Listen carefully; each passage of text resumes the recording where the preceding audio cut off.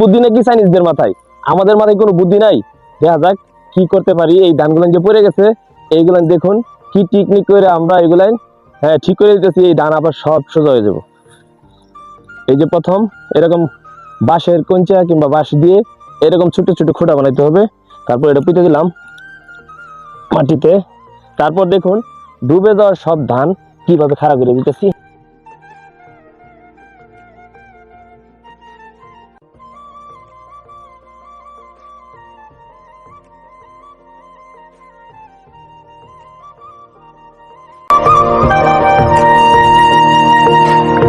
এইভাবে কিন্তু আমি ধানগুলো পরে যাওয়া ধানগুলো এইভাবে খাড়া করে দিয়েছি।